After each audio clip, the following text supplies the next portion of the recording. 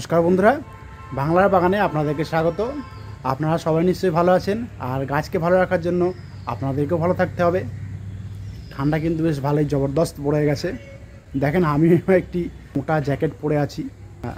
সকালের দিকে আমি ভিডিওটা নিচ্ছি বলে বেশ ভালোই ঠান্ডা পড়েছে। এখনও সূর্যালোক এইদিকে পৌঁছায়নি। সূর্য মামা সবে উঠতে শুরু করেছে, এখনও এই বাগানের দিকে আসেনি, তবে একটু পরে আসবে। তো আপনারাও নিশ্চয়ই বেশ ভালোই ঠান্ডা উপভোগ করছেন। এই ঠান্ডাটা বেশ ভালোই লাগে কিন্তু বেশ, তবে কিন্তু অনেকে একটু সাবধানে থাকবেন, কেননা এই ঠান্ডাটা অনেকে আবার সহ্য হয় না। তো আমিও কিন্তু একটু সাবধানতার মধ্যে আছি, কেননা এই সময় ঠান্ডা লেগে গেলে কিন্তু বেশ সহজে ছাড়বে না। সেদিক থেকে কিন্তু আপনারা একটু সাবধানতা অবলম্বন করবেন। তো টাইটেল আর থাম্বনেল দেখে আপনারা নিশ্চয়ই বুঝতে পেরেছেন যে আমি আজ আপনাদের সঙ্গে কী বিষয় নিয়ে আলোচনা করতে চলেছি। তো তাহলে চলুন সেই আলোচনার বিষয়ের দিকে তাহলে এবার যাওয়া যাক। দেখেন, আপনাদের সবার প্রিয় বাংলার বাগানে এই চন্দ্রমল্লিকা গাছগুলিতে দেখেন গাছ ভর্তি করে কিন্তু কুড়ি চলে এসেছে।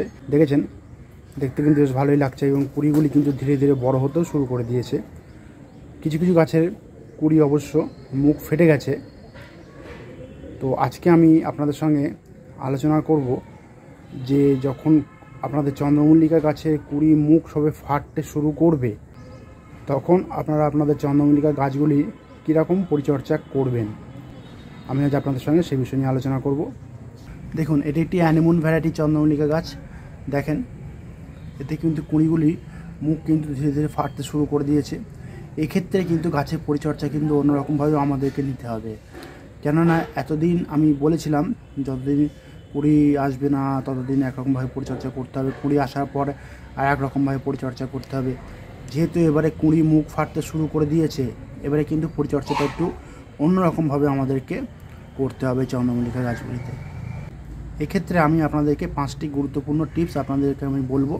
আপনারা মনোযোগ সহকারে ভিডিওটি দেখবেন, স্কিপ করবেন না, তাহলে কিন্তু আপনারা অনেক কিছু জানতে পারবেন না, এবং তাহলে কিন্তু আপনাদের চন্দ্রমল্লিকা গাছগুলিতে একটু ক্ষতিও হয়ে যেতে পারে।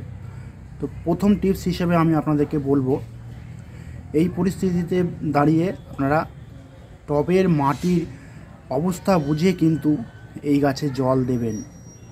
কারণ জল যেন কখনোই বেশি না হয় বা কম না হয়, সেদিকে কিন্তু খেয়াল রাখবেন। কারণ জল যদি কম বেশি হয়ে যায়, গাছ কিন্তু ঝিমিয়ে পড়বে এবং কুঁড়িগুলি কিন্তু ঝরে পড়ে যেতে পারে, বা কুঁড়ি না ফুটতেও পারে কিন্তু এই অবস্থায় দাঁড়িয়ে। সুতরাং সেদিকে কিন্তু খেয়াল রেখে আপনারা অবশ্যই চলবেন। জলটা সবসময় ঠিকঠাকভাবে মাটির অবস্থা বুঝে আপনারা আপনাদের চন্দ্রমল্লিকা গাছগুলিতে প্রয়োগ করবেন, তাহলেই হবে। দ্বিতীয় টিপস হিসেবে আমি আপনাদেরকে বলবো, এই চন্দ্রমল্লিকা গাছগুলি যে টবে বসানো আছে, সেই টবগুলিকে কিন্তু টানা সূর্যালোকে এই সময় রাখতে হবে। কারণ সূর্যালোক না পেলে কিন্তু এই গাছে সহজে ভালো করে ফুল ফুটবে না, এবং ফুলের রঙগুলিও কিন্তু ভালো আসবে না। এতদিন তো আমরা বিভিন্ন রকমের জৈব খাবার এবং রাসায়নিক খাবার, বিভিন্ন রকমের খাবার প্রয়োগ করে গেছি। সুতরাং এই পরিস্থিতিতে দাঁড়িয়ে কোনো রকমের খোল জল, কোনো রকমের রাসায়নিক খাবার, কোনো রকমের কীটনাশক, কোনো রকমের অনুখাদ্য কিচ্ছু কিন্তু আমরা প্রয়োগ করব না। শুধুমাত্র খেয়াল রাখতে হবে আমি যে 5টি টিপস বলছি সেই টিপসগুলির উপরে। এই পরিস্থিতিতে দাঁড়িয়ে আমাদেরকে করতে হবে কি, টানা সূর্যালোক পায় সেরকম জায়গায় কিন্তু এই চন্দ্রমল্লিকা গাছের টবগুলিকে আমাদেরকে রেখে দিতে হবে। কারণ টানা সূর্যালোক না পেলে কিন্তু এই গাছে কুঁড়ি ফুটতে কিন্তু অনেক দেরি হবে। এখানে দেখেন, এটা একটা ইয়েলো স্প্রে জাতীয় ফুল। এখানে যে ফুলের কুঁড়িগুলি এসেছিলো, সেই কুঁড়িগুলি কিন্তু সহজে মুখ ফেটে গেছে। দেখেছেন, ধীরে ধীরে মুখ ফাটতে আর কি শুরু করেছে, পুরো এখনও মুখ খোলেনি। দেখেছেন, এরকম অবস্থায় কিন্তু টানা সূর্যালোকে কিন্তু এই চন্দ্রমল্লিকা গাছগুলিকে আমাদেরকে রেখে দিতে হবে। তাহলে দেখবেন যখন চন্দ্রমল্লিকা গাছে আর কি কুঁড়িগুলি মানে ফুটে উঠবে, তখন কিন্তু মানে ফুলের যে আকারটা আর কি বা সাইজটা সমস্ত মানে পুরো কুঁড়ি মুখটা ফেটে যাবে, অর্ধেক ফুটবে না অর্ধেক ফুটবে এরকম হবে না। সুতরাং সেদিকে কিন্তু আপনারা খেয়াল রাখবেন। এরপরে 3 নম্বর টিপস হিসেবে আমি আপনাদেরকে বলবো, টবগুলিকে কিন্তু শুধুমাত্র সূর্যালোকে রেখে দিলেই হবে না, যেদিকে মানে টবগুলিকে সূর্যালোকের বিপরীত দিকে বা সূর্যালোকের দিকে, অর্থাৎ আমি বলতে চাইছি টবগুলিকে কিন্তু ক্লকওয়াইজ বা অ্যান্টি ক্লকওয়াইজ কিন্তু ঘুরিয়ে দিতে হবে এই অবস্থায়। কারণ টবগুলিকে যদি আমরা না ঘুরিয়ে ঘুরিয়ে দিই তাহলে কিন্তু পুরো সমস্ত গাছের কুঁড়িগুলি কিন্তু একসঙ্গে ফুটবে না।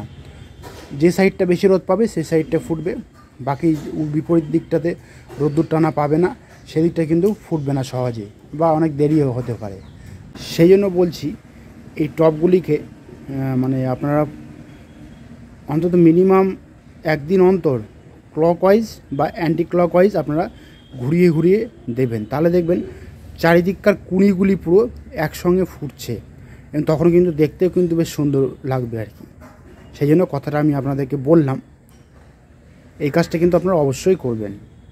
4 নম্বর টিপস হিসেবে আমি বলবো, যারা এখনও আপনাদের চন্দ্রমল্লিকা গাছ যে টবে বসানো রয়েছে সেই টবে লাঠি পুঁতে দিয়ে এখনও রিং বা দড়ি পরাননি, তারা কিন্তু খুব দ্রুতই এই কাজটা করে ফেলুন। তাড়াতাড়ি আর কি চারিদিকে 4টে লাঠি পুঁতে দেন, দিয়ে একটা রিং বা টন দড়ি কিন্তু আপনারা পরিয়ে দেন। তাহলে কিন্তু চারিদিকে কিন্তু ফুলগুলি ছড়িয়ে থাকবে, একদিকে হেলে পড়বে না, দেখতে কিন্তু তখন ভালো লাগবে বেশ। সেই জন্য বলছি এই কাজটি কিন্তু যারা এখনও করেনি খুব দ্রুত কিন্তু করে ফেলুন কাজটা। 5 নম্বর টিপস হিসেবে আমি বলবো, দুটি টবের মধ্যে কিন্তু দূরত্ব বেশ অনেকটাই বজায় রাখবেন। অর্থাৎ আমি বলতে চাইছি টবগুলিকে কিন্তু কখনোই গায়ে গায়ে করে রাখবেন না। একটি টবের থেকে অন্য আরেকটি টবের দূরত্ব মিনিমাম আপনারা প্রায় 1 হাত মতো রেখে দেন।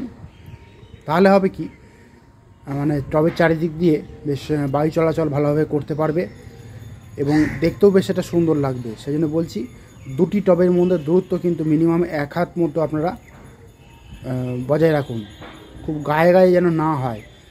কারণ হাত পা ছড়িয়ে থাকতে আমরা ভালোবাসি, আমরা তো আর কুঁজো হয়ে থাকতে পারি না বা সেটা ভালো লাগে না। গাছেদের ক্ষেত্রেও কিন্তু ঠিক একই রকম, গাছেরাও কিন্তু চায় এরকম হাত পা ছড়িয়ে চারিদিকে তারা স্বাধীনভাবে তারা বেঁচে থাকবে। সেই জন্য বলছি একটি টবের থেকে অন্য একটি টবের দূরত্ব মিনিমাম আপনারা 1 হাত মতো দূরত্ব বজায় রাখুন, তাহলে কিন্তু দেখতেও ভালো লাগবে এবং দেখবেন গাছগুলি হাওয়াতে যখন তারা দুলবে তখন কিন্তু বেশ আনন্দে তারা দুলবে। দেখবেন আপনারা এই কাজটি কিন্তু আপনারা অবশ্যই করবেন। টবগুলিকে কিন্তু কখনো গায়ে গায়ে করে রাখবেন না এবং গাছগুলি দেখবেন সেরকম ময়ূরের মতো পেখম মেলে দুলতেও পারবে না। এটা কিন্তু একটা প্রকৃতির বৈশিষ্ট্য, আপনারা খেয়াল করে দেখবেন। সেই জন্য কথাটি আমি আপনাদেরকে বললাম। এরপরে 6 নম্বর টিপস হিসেবে আমি বলবো, প্রতিনিয়ত কিন্তু এই কুঁড়িরত অবস্থায় গাছগুলিতে আমাদেরকে খেয়াল রেখে চলতে হবে। কারণ এখন যেহেতু কুঁড়ি চলে এসেছে, কোনো রকমের কীটপতঙ্গ যাতে আমাদের এই চন্দ্রমল্লিকা গাছগুলিতে আক্রমণ না করতে পারে সেদিকে কিন্তু আমাদেরকে খেয়াল অবশ্যই রাখতে হবে। কারণ কীটপতঙ্গের আক্রমণ যদি এই গাছে হয়ে যায় একবার, তাহলে কিন্তু আমাদের এতদিনের পরিশ্রম পুরো বৃথা হয়ে যাবে। সেই জন্য বলছি প্রতিনিয়ত কিন্তু আমাদেরকে খেয়াল রাখতে হবে। আর যদি দরকার পড়ে আমাদের কীটনাশক স্প্রে করার এই পরিস্থিতিতে দাঁড়িয়ে, তাহলে কিন্তু কুঁড়িগুলির উপরে কখনোই স্প্রে করবেন না।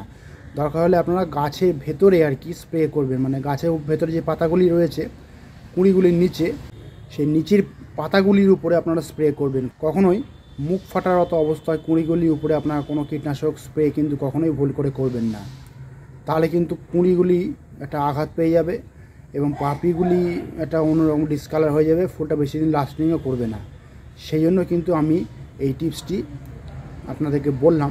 এটা অনেকে বলেন না, এটা কিন্তু আপনারা মনে করে করবেন মাঝে মাঝে। সুতরাং যে 6টি টিপস আপনাদেরকে আমি বললাম এই পম্পন ভ্যারাইটি চন্দ্রমল্লিকা গাছগুলির জন্য, সেই 6টি টিপস কিন্তু আপনারা অবশ্যই মেনে চলবেন। তাহলে দেখবেন আপনাদের চন্দ্রমল্লিকা গাছের কুঁড়িগুলি বেশ সুরক্ষিত থাকবে এবং ঠিক সময় মতো কিন্তু মুখ ফেটে এই চন্দ্রমল্লিকা গাছের ফুলগুলি ফুটবে খুব সহজে এবং অতি দ্রুত। আর দেখবেন তখন কিন্তু আপনাদের বাগানের পুরো বৈচিত্র্যটাই পুরো আলাদা হয়ে যাবে। যেহেতু চন্দ্রমল্লিকা গাছের কুঁড়িগুলি মুখ ফাটতে শুরু করে দিয়েছে, সেহেতু এখন কিন্তু কোনো রকমের বা কোনো ধরনের জৈব খাবার বা রাসায়নিক খাবার কিন্তু ভুল করেও কিন্তু আমরা প্রয়োগ করব না। তাহলে কিন্তু কুঁড়িগুলি অন্য রকমের কালার হয়ে যাবে, সঠিক কালার আমরা পাবো না, সঠিক সাইজটাও কিন্তু আমরা পাবো না। সেই জন্য বলছি এখন কিন্তু কোনো রকমের খাবার আমরা প্রয়োগ করব না। আমি যে 6টি টিপস বললাম সেই 6টি টিপস আপনারা শুধু মেনে চলুন, তাহলেই কিন্তু হবে। তো বন্ধুরা আজ এই পর্যন্তই। আর যদি কোনো কমেন্ট থাকে তাহলে কিন্তু বাংলার বাগানকে জানাতে ভুলবেন না, কারণ বাংলার বাগান সবসময় আপনাদের পাশে ছিল, আছে এবং থাকবে।